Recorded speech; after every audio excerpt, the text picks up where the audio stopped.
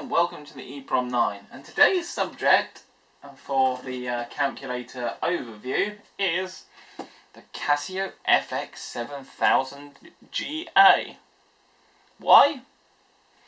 Because I got it back in the day when I when I was doing my university. Yes, it was that long ago now. I actually got it specifically for my master's exams because one of them required using modular maths, which finding a calculator that can do modular maths is basically impossible. The only way to do it is, yeah, you need a programmable one, so that's the route I took.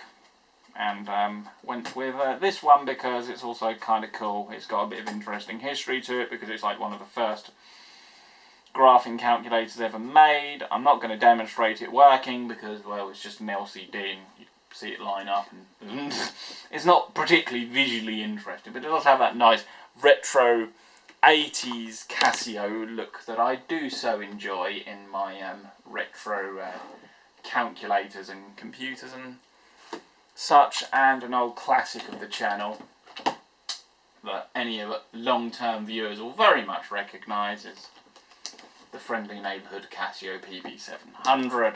He has been carried around like a comfort blanket many times. So, shall we pop him open, because he's surprisingly not as boring as you'd think inside. So we pop past the battery contacts, the way you remove the battery, pop him out. Sadly, one of the screws went missing probably many decades ago. Probably sometime in the 90s would be my guess. So yeah, this thing actually has had a use and, well, technically still does. I just don't need it on all the time. So there's where you dump your battery. It takes 3 CR23 batteries, which is absolutely crazy, and it eats through them like a pig through a trough. It is not, yeah, it's 2032. Eats through them like a pig eats through a trough, so be prepared to be buying a lot of batteries for this thing if you want to keep the memory of any programs and whatnot you make. And then there's a reset procedure when you replace the batteries.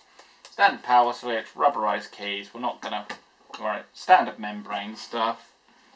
A few screws to remove. Oh, Phillips head, not like the Electronica good old Soviet calculators, because, well, we like that. I'm going to be ordering some more Soviet calculators actually because, well, I love old Soviet electronics. It's very much like, well, it's like a time capsule, like everything was built in the 70s and sort of stayed in the 70s. Are you seriously overheating, you piece of shit? Oh my god. You are terrible. I hate you. This thing uses a lot of screws. Should we stop while we do the pausing? So, yeah, let's do that. I'm beginning to see why this camera was destined for the bin. So we pop him off. And we have... Did we just lose a spring? No, we didn't. Good. And we have... The camera's overheating again, you piece of shit. Power switch, which goes to the membrane. Just a single sharp chip here. Made in Japan. Ah, this is 1991. I didn't realise it was that new. NEC Japan D3050G, and the sharp chip is an LH5118N. I would look that up, but frankly I can't be arsed. And then we got a little chip down here. These aren't part numbers I recognise offhand, but they're basically, this is likely to be probably a ROM or RAM of some sort, and then this is the main processor that does everything. Do everything dog chip, as I like to call it. And then of course we've got the LCD with the LCD driver electronics and that there. So it's not a huge amount of stuff in here, but it's still quite interesting. And are we really out of focus? No. To conclude this particular video, that's basically a quick look at the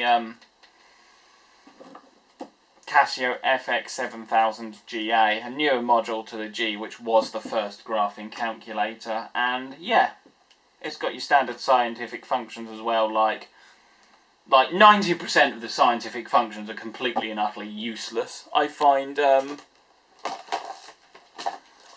actually this one has a lot more useful functions on it. For example, it can do dates and time and stuff, so that makes it infinitely more useful than fucking having sine buttons and cosine and all that crap. But hey, that's all for this one. Thanks for watching. Hope you enjoyed, and hopefully some fuckers actually watch this for once. If they don't, well, tough shit, they're the ones missing out.